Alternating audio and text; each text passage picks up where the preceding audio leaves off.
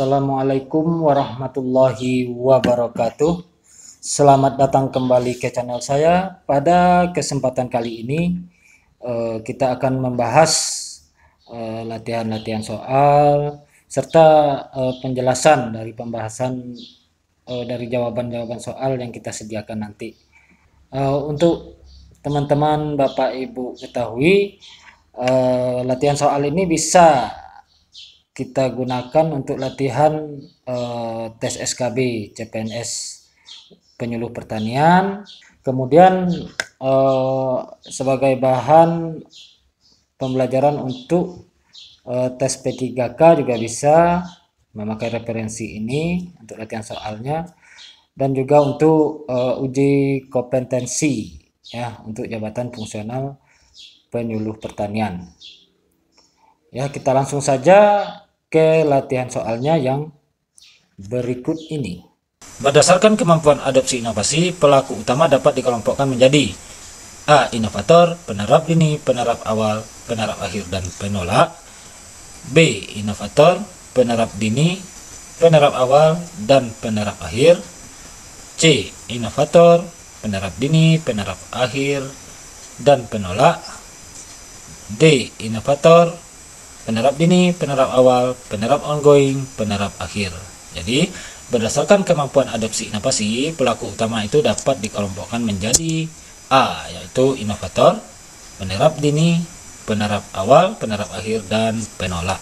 Nah, Bapak Ibu sekalian, di sini kami juga menyediakan ya pakai soal dan materi persiapan SKB, CPNS, dan uji kompetensi penyuluh pertanian. Kami menyediakan 3 paket, yaitu paket pertama berisi 400 soal latihan plus kunci jawaban ya. Ini tidak ada pembahasannya, ada 400 soal kemudian plus kunci jawabannya ya dalam bentuk ebook ya. Dalam bentuk ebook nanti kita kirimkan, itu harganya 99.000. Kemudian paket 2 itu 124.000 ditambah materi SKB dan uji kompetensi penyuluh pertanian. Nah, nanti di-download dari Google Drive Bapak Ibu sekalian ya. Nah, materi ini ya berdasarkan Permentan atau Permenpan RB ya, atau sumber-sumber lainnya ya, bukan merupakan rangkuman. Kemudian paket 3 yaitu 149.000, kemudian ada lagi 300 lebih soal latihan plus pembahasannya. Nah, ini seolah-olah kita ujiannya online gitu loh ya. Nanti Bapak Ibu bisa akses latihan terus, kemudian nanti setelah selesai menjawabnya nanti ada pembahasannya di setiap hal. Nah, cara pembahasannya sangat mudah, DM ke Instagram Abdi MR atau WA ke nomor tersebut. Nah, isi DM cukup ditulis saja ya, pakai mana yang mau, yang sesuai dengan yang Bapak Ibu inginkan. Kemudian tunggu balasan dari kami untuk petunjuk pembayaran ya. Kemudian pembayaran hanya melakukan melalui rekening atas nama Abdi. Selain rekening atas nama Abdi bukan tanggung jawab kami ya, karena banyak terjadi penipuan-penipuan yang mengatasnamakan untuk mengambil keuntungan pribadi. Soal yang berikutnya, hal-hal yang perlu dipertimbangkan dalam menetapkan metode penyuluhan dari aspek sumber daya penyuluhan antara lain: A. Kemampuan penyuluh, materi penyuluhan, sarana dan biaya penyuluhan. B. Kemampuan pelaku utama, materi penyuluhan, sarana dan biaya penyuluhan. C. Kemampuan penyuluh dan pelaku utama. C. Kemampuan penyuluh dan pelaku utama, materi penyuluhan, sarana dan biaya penyuluhan. Nah, hal-hal yang perlu dipertimbangkan dalam menetapkan metode penyuluhan dari aspek ya sumber daya. Ini dilihat dari aspek sumber daya penyuluhan ya, jangan salah ya teman-teman. Itu jawabannya A. Kemampuan penyuluh, materi penyuluhan, sarana dan biaya penyuluh. Nah, ini penjelasannya ya, tahapan dan kemampuan adopsi, yaitu tahapan adopsi inovasi, ada kemampuan adopsi inovasi. Nah, kita bahas dulu tahapan adopsi inovasi. Nah, tahapan adopsi inovasi itu adopsi inovasi pada diri pelaku utama dan pelaku usaha berlangsung melalui serangkaian pengalaman mental, psikologis secara bertahap sebagai berikut. Nah, pertama, tahapan-tahapannya. Tahap adopsi inovasi itu tahap penumbuhan perhatian, yang kedua tahap penumbuhan minat, kemudian tahap menilai, tahap mencoba, dan tahap menetapkan. Nah, ini ada 5 tahapannya. Nah, tahap penumbuhan perhatian itu di mana pelaku utama dan atau pelaku usaha hanya sekedar ya sekedar mengetahui adanya gagasan atau ide atau praktek baru untuk pertama kalinya. Itu tahapan penumbuhan perhatian. Jadi dia hanya sekedar mengetahui adanya gagasan atau ide atau praktek baru yang pertama kalinya. Kemudian meningkat ke tahap selanjutnya, yaitu tahap penumbuhan minat. Nah, penumbuhan minat ini pelaku utama dan pelaku usaha itu ingin mengetahui lebih banyak perihal baru tadi, perihal baru yang di tahapan pertama tadi, tentang gagasan, ide atau praktek apa gitu ya. Nah, dan berusaha mencari informasi lebih lanjut tentang gagasan atau ide atau praktek itu. Nah, kemudian tahapan selanjutnya itu tahap menilai. Nah, di mana pelaku utama dan pelaku usaha mampu membuat perbandingan. Nah, ya. Kemudian dia tahapan pertama penumbuhan perhatian, itu sekedar mengetahui adanya gagasan atau ide ya. Kemudian penumbuhan minat itu mengetahui lebih banyak perihal gagasan atau ide tadi. Nah, kemudian tahap menilai, mereka mencari pembanding ya, setelah mencari informasi segala macam, mencari membuat perbandingan mana yang lebih bagus gitu ya, bagaimana caranya gitu, bisa itu di tahap menilai dari gagasan atau ide yang akan dilaksanakan gitu, sesuai atau tidak gitu ya, itu di tahapan menilai. Kemudian setelah tahapan menilai baru tahap mencoba, di mana pelaku utama dan pelaku usaha itu mencoba gagasan baru tadi atau praktek baru tadi ya. Telah dibuat perbandingan sesuai misalnya, kemudian mereka mencoba melaksanakan praktek baru dari gagasan baru tadi ya, gagasan atau ide tadi.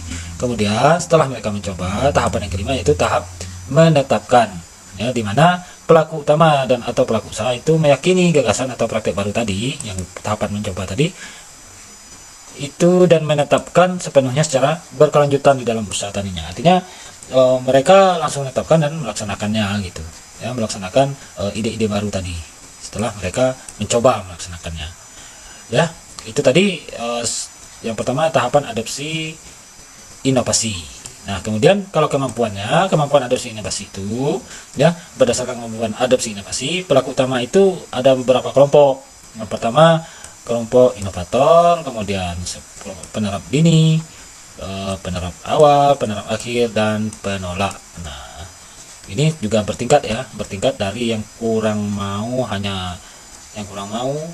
sampai yang benar-benar menjadi inovator itu ya. Ini tingkatannya, ini tingkat level 1 gitu ya, adopsi inovasinya. Kemudian di level 2, ini level 3, level 4, level 5 gitu lah ya tahapannya. Jadi ya bukan tahapan, cuman karakteristik ya dari orang-orang tersebut ya. Rata-rata kalau banyak yang penolak, ini lumayan sulit ya teman-teman bapak ibu sekalian, karena penolak itu mereka apa yang kita sampaikan mereka tidak langsung menolak tanpa pikir panjang, langsung menolak ide kita, gagasan kita yang akan kita terapkan di misalnya di kelompok tani mereka gitu ya.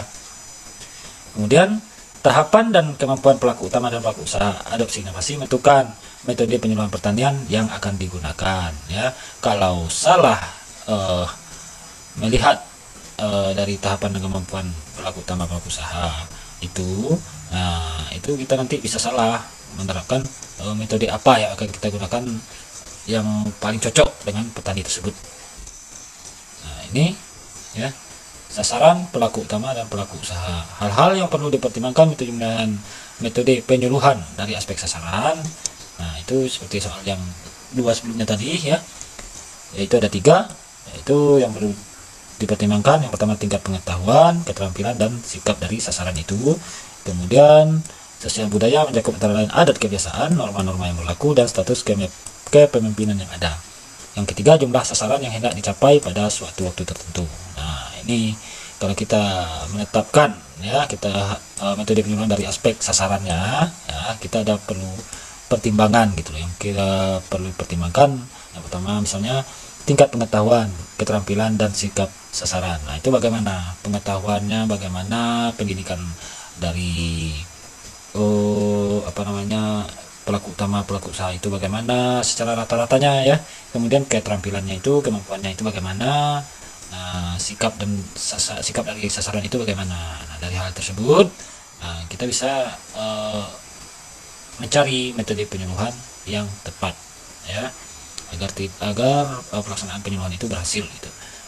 Kemudian sosial budaya lingkungan sekitar ya itu harus dipertimbangkan juga dalam menetapkan metode penyuluhan ya, seperti adat kebiasaan di sana bagaimana, norma-norma yang berlaku. Kita tidak boleh melanggar dari norma-norma yang berlaku itu di desa, norma-norma yang berlaku di desa tersebut ya.